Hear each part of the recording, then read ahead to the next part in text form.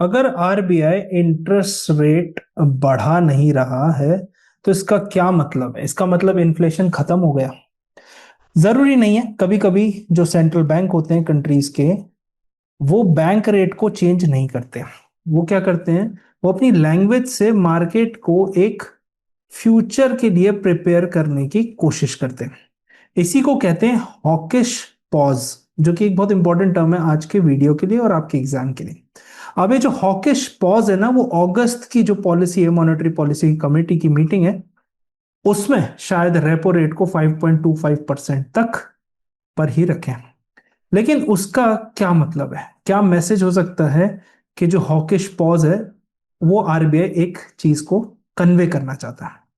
अभी पॉज है, लेकिन अगर इन्फ्लेशन बढ़ा तो अगला कदम रेट हाइक होगा। इसका मतलब सीधा सीधा सिंपल सा आरबीआई ये सिग्नल दे रहा है। आज हम समझेंगे हॉकिश पॉज का क्या मतलब होता है और आरबीआई ऐसा क्यों करता है, और इससे आपकी ईएमआई, है ना, आपके लोन, आपके डिपॉजिट और पूरी इकोनॉमी पर क्या इम्पैक्ट पड़ता है।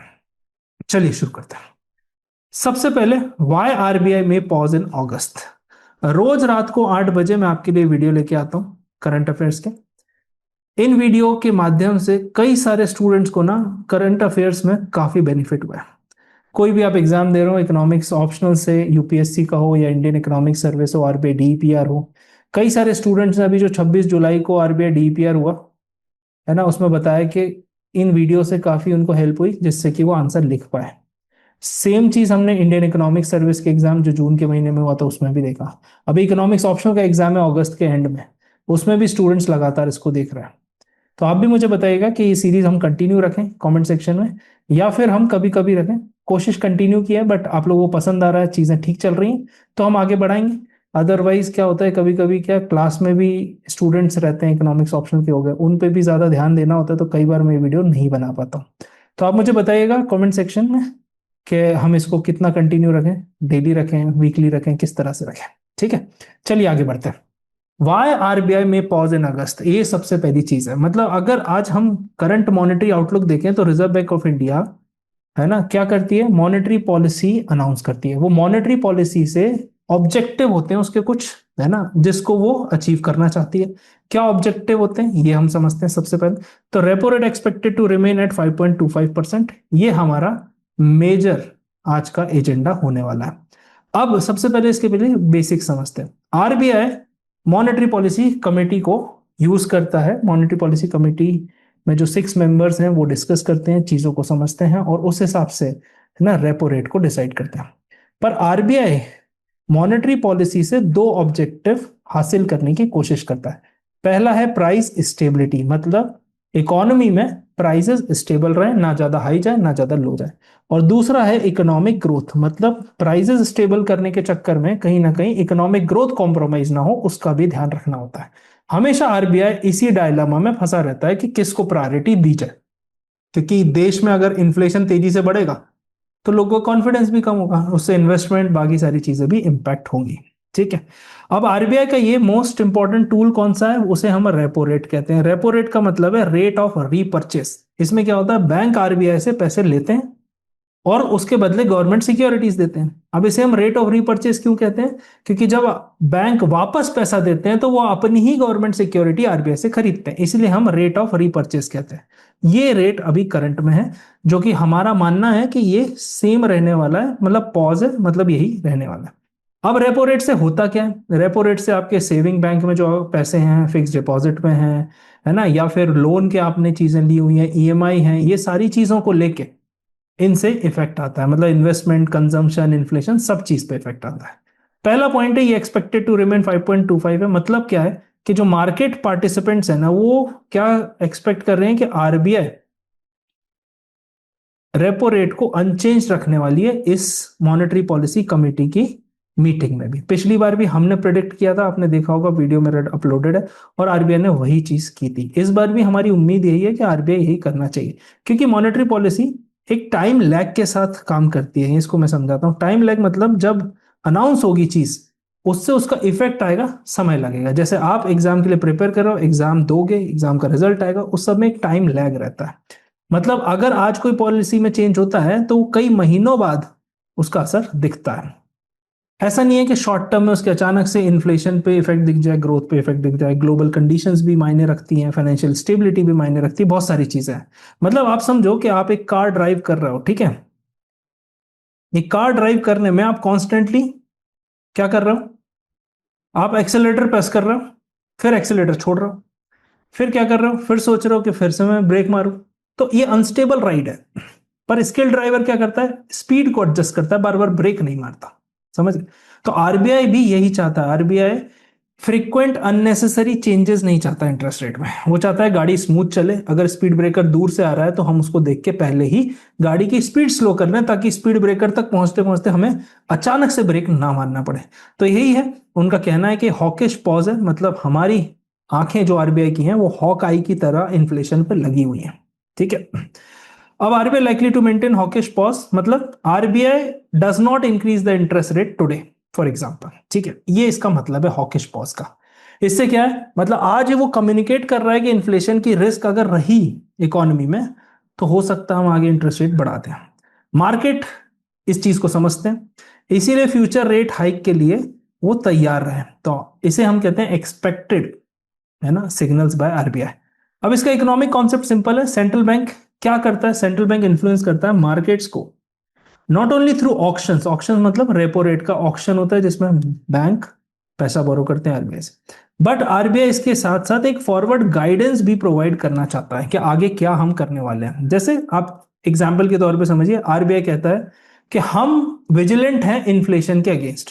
तो बैंक्स, इन्वेस्टर, बिजनेसेस वो अचानक से इमिडिएटली रीअसेस करते हैं कि आगे अगर लोन लेना है, फ्यूचर में बोरोइंग कॉस्ट है ना, तो अगर बढ़ने वाला है तो अभी ले लें, है ना, विदाउट रेट हाइक चीजें ले लें। अगर आप डिपॉजिट करने वाले हो तो आप सोचो रेट हाइक हो जाएगा तो ज्यादा इंटरेस्ट मिलेगा, इस तरह से।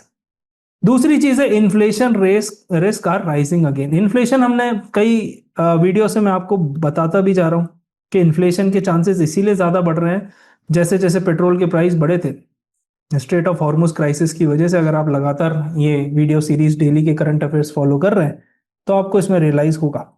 तो फूड प्राइस बढ़ गए इसकी वजह से, है ना, क्रूड ऑयल प्राइस बढ़ गए, है ना। डोमेस्टिक डिमांड अभी भी स्ट्रांग है, तो बढ़ने के बाद भी लोग डिमांड कर रहे हैं। वेजेस में भी हमने रिसेंटली ग्रोथ देखी है।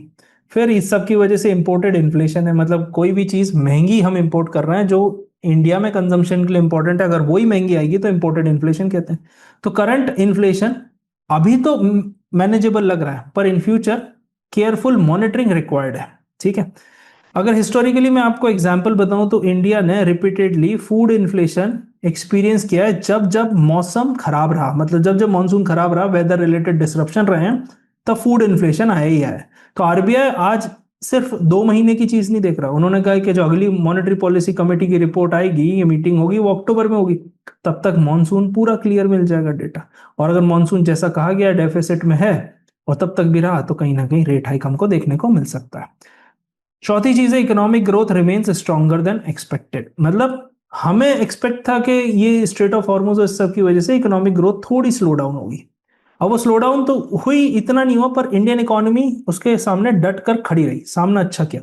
मतलब सिंपल सी चीज है यहाँ पर कि हमने जो स्ट्रॉन्ग ग्रोथ है वो शो की है। जैसे हायर इनकम, है ना, स्पेंडिंग भी हायर रही है, अभी इन्वेस्टमेंट भी धीरे धीरे रिकवर हुए, और क्रेडिट डिमांड भी इकोनॉमी में बढ़ी है।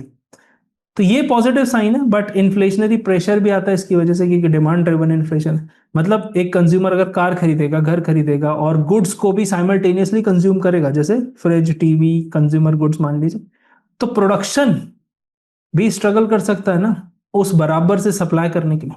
तो इससे क्या होगा, उतना प्रोडक्शन नहीं हुआ मान लीजिए, तो डिमांड बूस्ट की वजह से इन्फ्लेशन हमको देखने को मिल सकता है। अब हम इसको समझते हैं व्हाई अ हॉकिश पॉज। पहली चीज है फूड इन्फ्लेशन का रिस्क है, डिलेड मॉनसून की वजह से, है ना। तो इससे अनइवन रेनफॉल हुई है ना।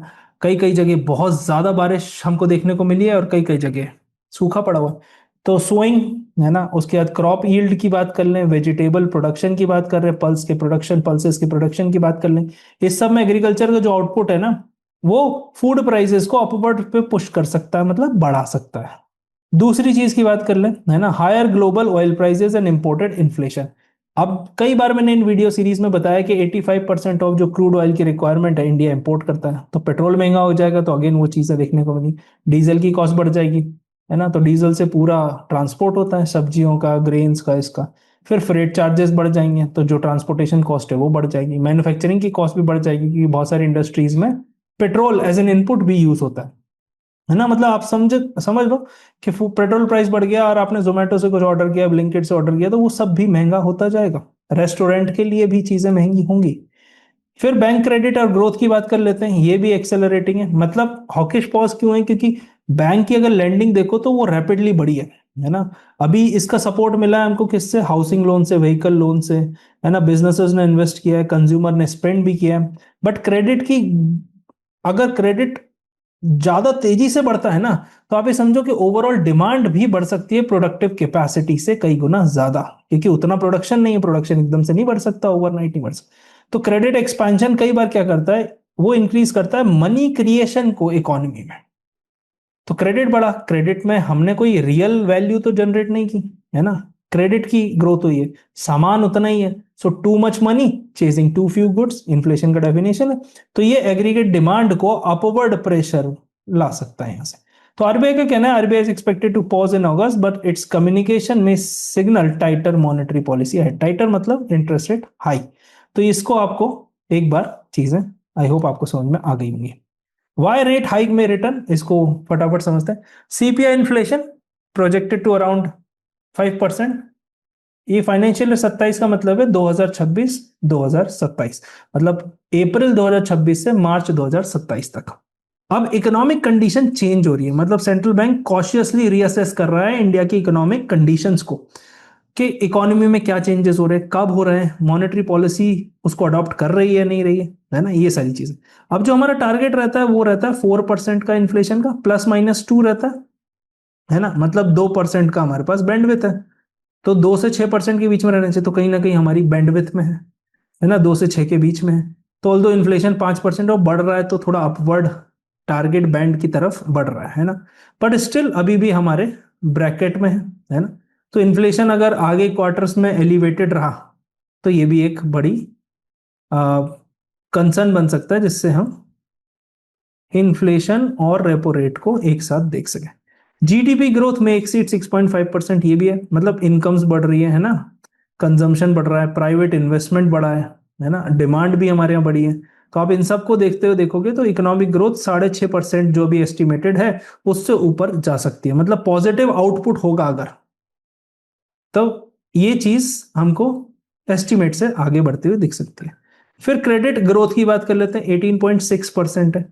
इसने आउटपेस किया डिपॉजिट ग्रोथ को। आप देखो डिपॉजिट इतना हुआ है, इस ग्रोथ पे हुआ, क्रेडिट इतना है। मतलब बैंक की जो लेंडिंग है ना वो डिपॉजिट यूज करती है।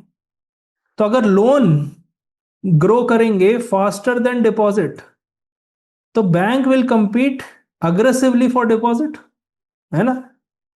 कि भाई हमारे बैंक में पैसा डिपॉजिट करो, क्योंकि उनको लोन देना है। आप एचडीएफसी में करोगे तो एचडीएफसी की कैपेसिटी बढ़ेगी लोन देने की। तो अगर लोन डिपॉजिट से तेजी से बढ़ रहे हैं, तो कहीं ना कहीं आप देखो कि जो डिपॉजिट के इंटरेस्ट रेट है, मतलब सेविंग बैंक पे हो गए, एफडी पे हो गए, इन पे हायर रेट मिलेंगे।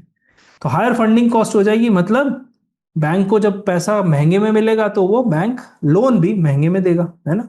ठीक है। फिर आ जाते हैं एट्थ पे कमीशन में बूस्ट फ्यूचर कंजम्पशन। अब गवर्नमेंट एम्प्लॉयज की अगर सैलरी बढ़ती है, पेंशन बढ़ती है, तो कहीं ना कहीं उनकी जेब में ज्यादा पैसा आएगा, जिसे हम डिस्पोजेबल इनकम कहते हैं। तो क्या होगा? हाउस होल्ड कंजम्पशन बढ़ेगा, हाउसिंग की डिमांड बढ़ेगी, है ना, लोग गाड़ियां खरीदेंगे। फिर consumer durable, fridge, washing machine, TV, ये सब बढ़ेगा। तो ये ग्रोथ को तो सपोर्ट करेगा, बट एक इन्फ्लेशनरी डिमांड लेके आएगा। मतलब ये चीज हमने प्रीवियस पे कमीशंस में भी देखी है कि अचानक से जैसे ही लॉन्च हुआ वैसे ही कंजम्पशन बूस्ट हुआ है ना। तो आरबीआई इसको भी एस्टिमेट करते हुए चल रहा है। फिर ग्लोबल फैक्टर्स की बात कर लें, 3 ग्लोबल फैक्टर्स हैं, मैं ऑलरेडी समझा चुका हूं। राइजिंग ऑयल प्राइसेस, है ना, सारी चीजें इससे बढ़ जाती हैं। फिर पॉसिबल यूएस फेड टाइटनिंग, इसको थोड़ा सा समझाता हूं। मॉनेटरी पॉलिसी डिसीजन हर कंट्री में लिए जाते हैं, तो यूएस में भी फेडरल रिजर्व, यूएस का सेंट्रल बैंक आप समझ लो, जैसे इंडिया में आरबीआई वैसे वहां पर federal reserve global capital flow को इन्फ्लुएंस करता है। मतलब एक डेवलप्ड कंट्री में अगर अच्छे खासे रिटर्न मिलेंगे तो कोई रिस्की वेंचर में पैसे नहीं लगाएगा, तो रिस्की वेंचर्स कौन से होते हैं? डेवलपिंग कंट्रीज के स्टॉक मार्केट। तो जैसे ही फेडरल रिजर्व बोलता है कि हम इंटरेस्ट रेट बढ़ाने वाले हैं, तो सब सोचते हैं ठीक है, 2% का अगर डिफरेंस है तो हम यूएस में ही इन्वेस्ट करेंगे, हम डेवलपिंग कंट्री में इन्वेस्ट करके रिस्क नहीं लेना चाहते। तो ग्लोबल इन्वेस्टर वहां पर शिफ्ट हो जाते हैं, तो इन्वेस्टर इंडिया से पैसा लेके यूएस चले जाएंगे। इमर्जिंग मार्केट जो डेवलपिंग कंट्रीज होती हैं वो कैपिटल आउटफ्लो फेस करेंगी, हमने रिसेंटली अभी देखा भी वॉर के पीरियड में। और डोमेस्टिक करेंसी जो कि जैसे हमारी रुपी है, वो डिप्रिसिएशन को फेस कर सकती है, मतलब और ज्यादा डिप्रिसिएशन हो सकता है। अभी ग्लोबल सिनेरियो है, ठीक है। तो कई सारे इन्वेस्टर कंपेयर करते हैं इंडिया और यूएस गवर्नमेंट के बॉन्ड के रिटर्न में। तो ये चीजें हैं। फिर प्रेशर ऑन इंडियन रुपी, मतलब जैसे डॉलर बाहर जाएगा तो क्या होगा, डॉलर बाहर ले जाना है तो इन्वेस्टर रुपए को सबमिट करेंगे और डॉलर मांगेंगे। जब भी डॉलर की डिमांड बढ़ेगी तो डॉलर अप्रिशिएट करेगा, जब डॉलर अप्रिशिएट करेगा मतलब रुपी, है ना, डेप्रिशिएट करेगा। तो इस वजह से हमारे रुपी पे प्रेशर भी आएगा, और रुपी पे प्रेशर आया मतलब जो हम ऑयल इंपोर्ट करते हैं वो महंगे हो जाएंगे। सेम ऑयल खरीदने के लिए हमको अब ज्यादा रुपए देने पड़ेंगे।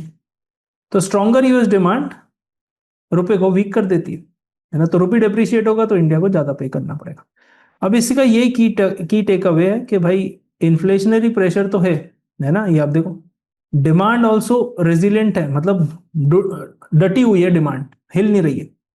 तो फ्यूचर में रेट हाइक होना ही होना है कि इन्फ्लेशन बढ़ेगा। अब तीसरी चीज देखते हैं, व्हाट डज दिस मीन, इसका क्या मतलब है। ये सबसे इंपॉर्टेंट स्लाइड होती है बेटा, पॉसिबल रोड मैप। यहीं से आपको आपकी अंडरस्टैंडिंग बनेगी इकोनॉमिक्स को लेकर। अगस्त 2026 हॉकिश पॉज, मतलब आरबीआई चूज कर सकता है और आरबीआई में चूज के रेपो रेट अनचेंज करें, अनचेंज रहे, मतलब विजिलेंस को मेंटेन कर सकता है, मतलब और अच्छे से ऑब्जर्व करना, मॉनिटर करेगा इन्फ्लेशन को, है ना। और वी कैन से कि कहीं ना कहीं फॉरवर्ड गाइडेंस से आरबीआई प्रिपेयर कर रहा है कि इन फ्यूचर बढ़ सकता है, बढ़ सकता है, बढ़ सकता है, ठीक है। तो ये एक फ्लेक्सिबिलिटी प्रोवाइड करता है while preserving the policy credibility, है ना, क्योंकि लोग आरबीआई पे भरोसा करें। फिर late 2026 possible start of rate hike cycle. तो धीरे धीरे जैसे जैसे हम 2026 के आखिरी के महीनों में जाएंगे तो इन्फ्लेशन अगर हाई रहा, एलिवेटेड रहा, जिसको हम न्यूज़पेपर की लैंग्वेज में बोलते हैं फ्रेम में, इन्फ्लेशन रिमेन्स एलिवेटेड, तो आरबीआई रेट हाइक करेगा, ग्रेजुअल टाइटनिंग करेगा। टाइटनिंग मतलब इंटरेस्ट रेट ऊपर जाएगा तो लोन महंगे हो जाएंगे, लोन महंगे हो जाएंगे तो इकोनॉमी कॉन्ट्रैक्ट होना शुरू हो जाती है। तो सेंट्रल बैंक पहले स्मॉलर और प्रेडिक्टेबल एडजस्टमेंट करेगा, उसके बाद धीरे धीरे। तीसरी चीज क्या है, ऑब्जेक्टिव क्या है, controlling inflation while maintaining macro economic stability. मैंने हमेशा से कहा कि आरबीआई के पास डायलेमा रहता है कि प्राइस स्टेबल रहे पर ग्रोथ भी कॉम्प्रोमाइज ना हो। तो आरबीआई की यही दो है कंपीटिंग ऑब्जेक्टिव्स हैं कि भाई इन्फ्लेशन भी कंट्रोल करना है और ग्रोथ को भी सपोर्ट करना है। तो एक्सेसिव रेट हाइक नहीं होगा, क्योंकि अचानक से अगर रेट हाइक इतना कर दोगे तो ग्रोथ स्लो हो जाएगी। और एक्सेसिवली अगर लो फ्यूल इन्फ्लेशन रहा तो भी आरबीआई के पास एक रूम रहेगा चीजों को मनूवर करने का, है ना। तो आप इसको समझ सकते हैं कि एक अप्रोप्रिएट बैलेंस रिक्वायर्ड है इस प्लेस पे। मतलब आप एक थर्मोस्टेट समझिए, एयर कंडीशन रूम में एक एसी चलाया आपने कमरे में, अब उसको 16 डिग्री 18 डिग्री पर चलाओ तो ठंड लगने लगेगी, है ना। 28 29 पे चलाओ तो कोई मतलब नहीं है एसी चलाने का। वो बैलेंस आपको फाइंड आउट करना पड़ेगा कि वो एसी कितने रूम पे कितने टेम्परेचर पे चलाना है। आई होप आप इस एग्जांपल से समझ गए होंगे। इम्पैक्ट की बात करते हैं तो बोरोइंग कॉस्ट ग्रेजुअली बढ़ेगी अगर रेट बढ़ा तो।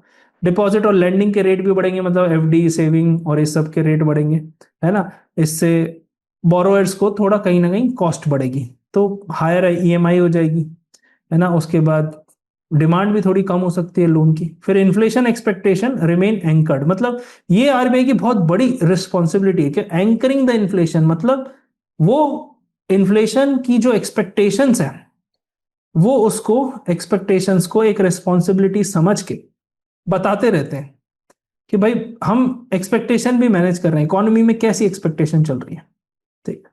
जैसे क्रिकेट मैच होता है, फाइनल रिजल्ट तो नहीं आता उसका आखिरी बॉल तक, बट एक एक्सपेक्टेशन रहती है ना कौन सी टीम जीत रही है, तो उस हिसाब से आरबीआई गाइड करता रहता है मार्केट को। ये बहुत ज्यादा इंपॉर्टेंट है। जब से आरबीआई ने ये पोजीशन ली है 2016 से, मॉनेटरी पॉलिसी कमेटी बनी थी जब से, under monetary policy framework agreement between government and RBI, तब से ये चीज बहुत अच्छी हो रही है और इकोनॉमी में एक प्रेडिक्टेबिलिटी रहती है।